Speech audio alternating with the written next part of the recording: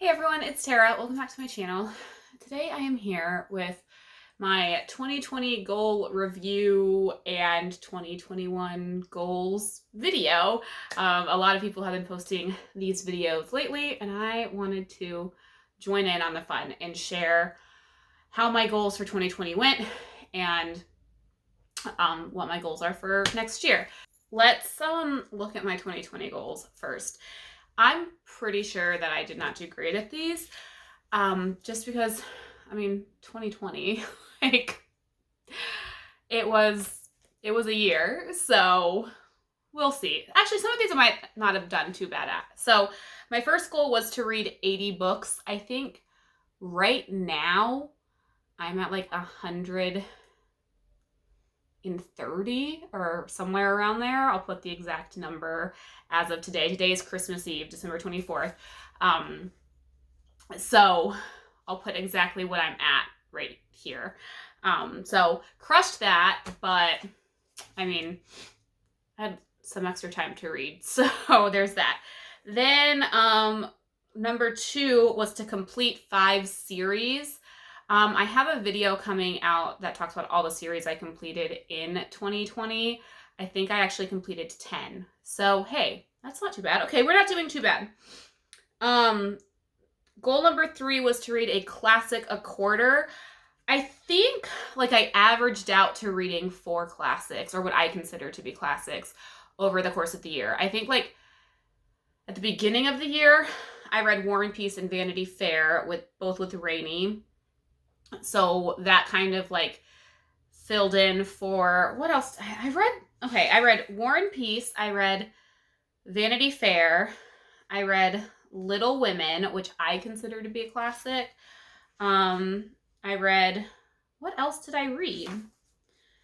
I feel like I read one more, but maybe I didn't. But still 3 classics for me in a year is not bad at all.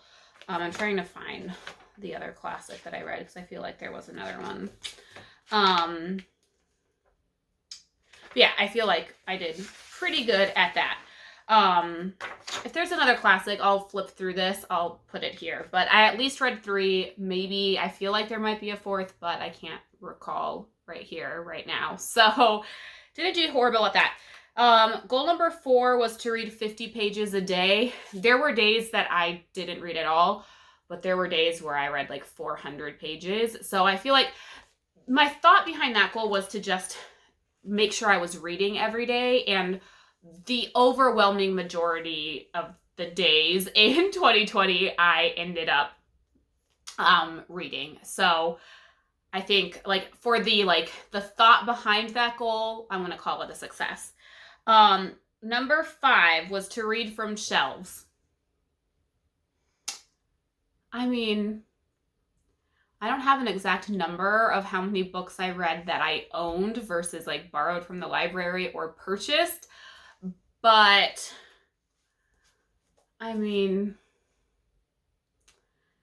could have done worse, I think, is where that comes to. Goal number 6 was to read to purchase a maximum of 5 books a month. I did really good at this in January and February. Then the pandemic hit here in the States, and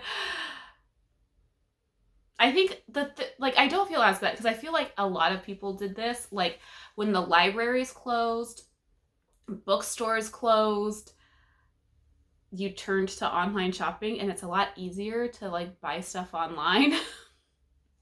So I had a few months where I bought a lot of stuff online, and then when the stores reopened, I was like, oh well, I need to go support my local bookstores.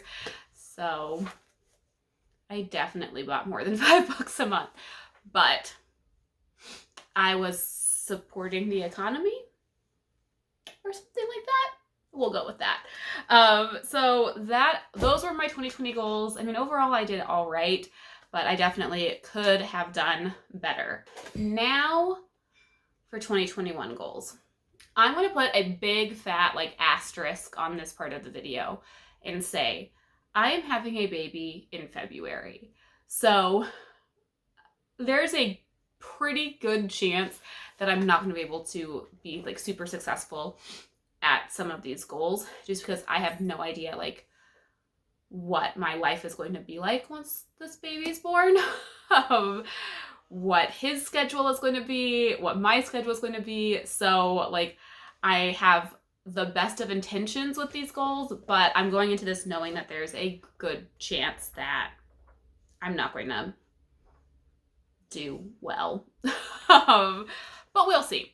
So I do have just a few like channel and like Bookstagram goals, which this is kind of the big part of like my big fat like asterisk comes in, is I don't know like what my filming and all of that is going to be like once the baby's here.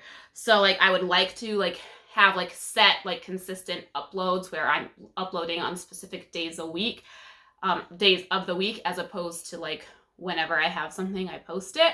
So I want to be a little bit more consistent with that. I want to be better about pre-filming because I'm horrible at it right now. Although December I've been pretty decent. But for the most part, pre-filming does not happen. And then there's like a lot of like stress that I put on myself, like, oh, now I need to film, edit, upload, all of that like in one day.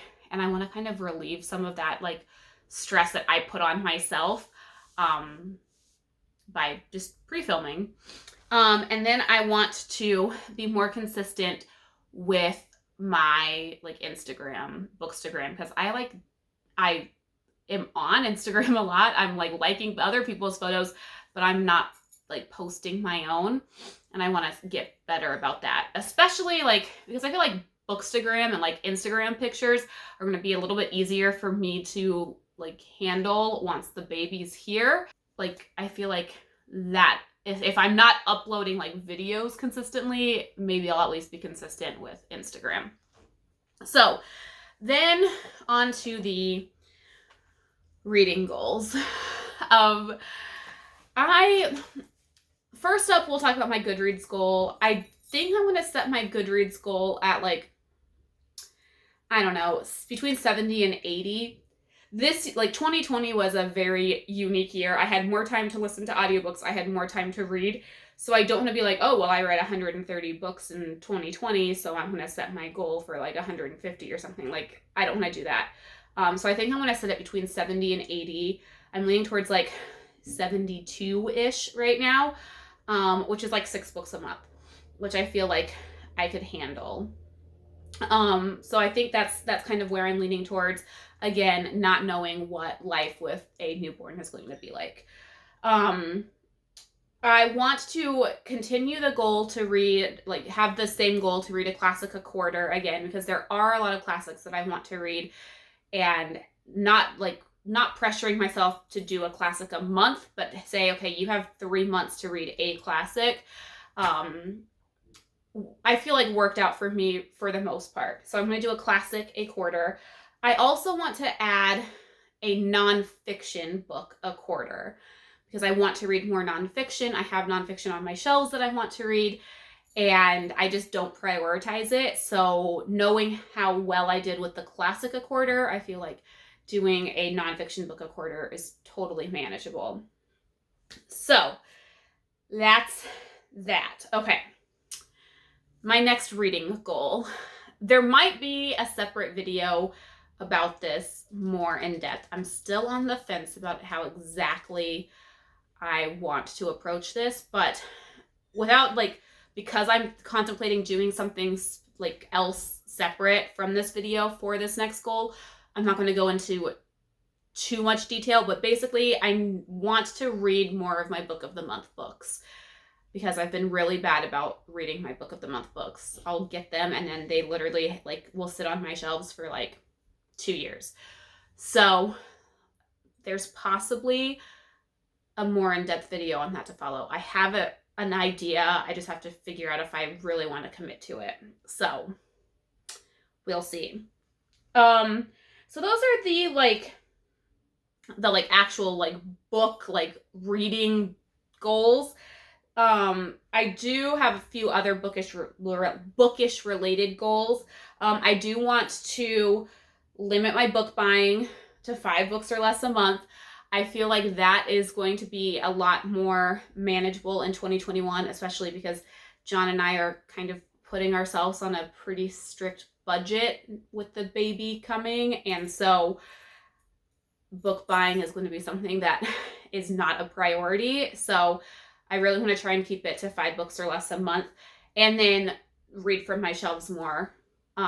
So I want to continue to use my library, but what I find myself doing now that the library is reopened is going and browsing, just grabbing whatever I want, and then I feel obligated to read the books that I checked out. And I have over 300 unread books on all of my shelves, so I need to read from my shelves more.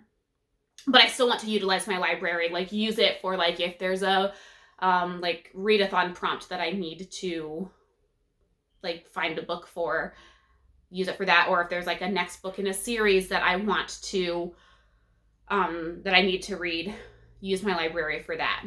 So, but really my focus is reading from my shelves. I want to my last 2 goals kind of go hand in hand, and that is to be better about leaving reviews on Goodreads and be more consistent and on top of my reading, like bookish journal. So I'm really good about like leaving a star rating on Goodreads, but I very rarely write a review, and I want to be better about that because like, yeah, I gave it like 4 stars, but why? I feel like that's like, I read people's reviews, so I want people to be able to read mine. And hand in hand with that is my book journal where I record my thoughts on all the books that I read. I got really lazy about that towards the end of the year, and so I would like get like 4 or 5 books behind, and I would not remember everything like that happened in the book or like my thoughts on them. And I want to, you know, when I finish a book that day, write in my book journal and do a review on Goodreads. So we'll see how it goes. So those, as of right now, are my 2021 bookish goals. Again, I want to be a little bit lenient on myself, especially once the baby's here, because who knows what life is going to be like once little man's here. Let me know down below what some of your bookish goals are. If you have a goals video, like let me know down below. I've been like watching them as I see them come up in my subscription feed, but if I haven't like commented on it, I might not have seen it. Probably haven't seen it because I try and comment on the videos that I watch. So let me know if you have one down below. Let me know some of your reading goals, your bookish goals. I'd be really interested in seeing what your plans are for 2021. So that is it for now. Thank you so much for watching. Until next time, happy reading. Bye.